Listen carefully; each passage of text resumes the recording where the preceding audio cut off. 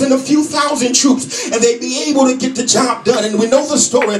Joshua sends 3,000 men to fight Ai, and the Bible mentions that the men of Ai chased the Israelites away. And not only did they do that, they began to strike them down. The Bible says that the people's hearts melted as they became scared, because you have to understand that the Israelites hung their hat on the very fact of knowing that God was on their side when they went to battle. They understood that if God was for them, that he's more than the enemy was against them. They understood that their only strength was in the Lord protecting them. So when they lost the battle, they became scared, because it's clearly proved that the Lord was against the Israelites. So Joshua, being a man of understanding, begins to tear his clothes, and he lies face first before the Ark of the Covenant, which is to signify the presence of the Lord. The Bible says that he remained there until evening. Get this now, the Bible never mentions how long Joshua laid there before the Lord began to speak to him. The Bible just says that he laid there until evening. And the Lord told me to tell somebody that what you're facing in this last and evil day requires some serious prayer time with the Lord. What you're facing requires some serious prayer time with the Lord. And I'm not just talking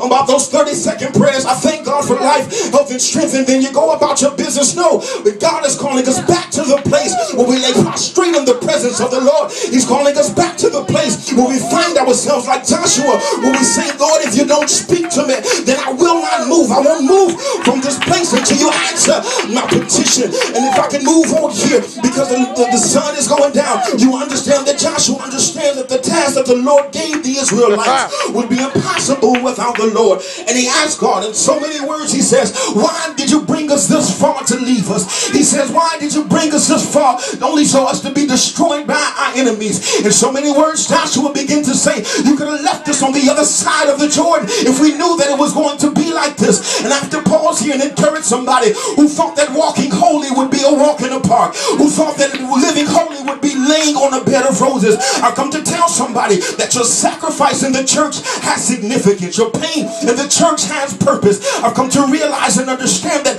many are the afflictions of the righteous, but I've come to tell somebody that we serve a God who will deliver us out of them all. Yes, believers, we do have to cry sometimes, but I heard the word of the Lord say that weeping may endure for but a night, but joy has to meet us in the morning. And I've come to realize that it does not matter how many bad days that I may have, but the songwriter says that all of my good days, they outweigh my bad days. It does not matter if I only had one good day of the whole year. It outweighs the 364 bad ones, because I'm living for the Lord and he gets the glory out of my life. Is there anybody here you can say, preacher, I've been through some things. I've had people walk out on me. I didn't quite understand. But all of my good days, they outweigh my bad days. And even though I had to traverse too plain, I will not complain. I've made up in my mind that though he saved me, yet will I trust him. I will not murmur or complain or give these sad testimonies about how the devil is knocking me over, neglecting to give God glory.